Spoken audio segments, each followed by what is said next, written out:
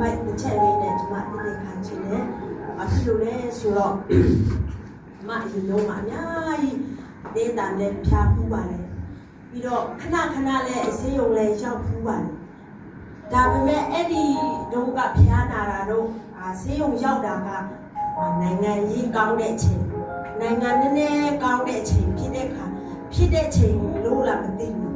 အခုဟာကနေ့ရက်လေးပဲမတူဘူးအရင်နဲ့အဲ့ဒီနေ့ရက်လေးအတွင်းဖျားလာတာနဲ့ဖျားကကျမရဲ့အနာကရှိရေးအတွက်နေ့ရက်လေးအတွင်းနဲ့စကားရှိဘုရားသခင်ကရှိရဲ့အနာကအတွက်ဘုရားသခင်ကအနာကတဲ့စကားအများကြီးပြောလာဘာဖြစ်လို့လဲဆိုတော့ဆာလံကျက်အခန်းကြီး26အငယ်နှစ်ထဲမှာအိုးထာဝရဘုရားအကျွန်ုပ်ကိုစစ်စစ်စုံဆိုင်၍နှလုံးကြောက်ကပ်ကိုစီးကြောတော်မူ၏တဲ့ဟုတ်ကြည့်မောနော်သူများတွေဟိုအရင်ကကိုဗစ်-19 မှာတွားကြတဲ့လူတွေကအောက်ဆီဂျင်ဘယ်လောက်နဲ့တွားကြလဲဆိုတော့80အောက်98 90နဲ့ကျမပုံမှန်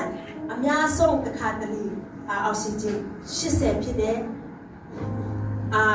ဘုရားသခင်ကဒီရဲ့အပြုမှာစကားပြောတယ်ဖျားနာခဲ့ပေမဲ့လည်းဘုရားသခင်ကဒီအရာအဖြစ်ကျမကိုအားစကားပြောတယ်ငွေလည်းဘာမှမဟုတ်ဘူးဝတ်စားလည်းဘာမှမဟုတ်ဘူးအိုးအိမ်လည်းဘာမှမဟုတ်ဘူးကားလည်းဘာမှမဟုတ်ဘူးဂျာမာချင်းနဲ့ဖျားကိုကိုယ်ွယ်ဖျားအမှုတော်အတွက်မှာအပတ်တခြားပါမှာ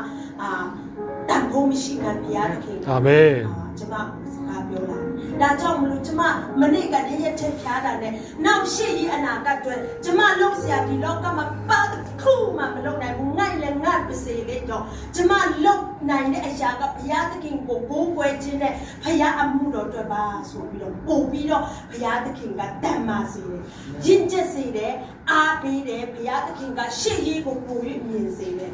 ဖြားတယ်လူအနေနဲ့ဖြားတယ်နားတယ်ဆိုခဲ့ပေမဲ့ဘုရားသခင်ကအနာဂတ်ရှေ့ရေးအတွက်ကျမတို့မနေရ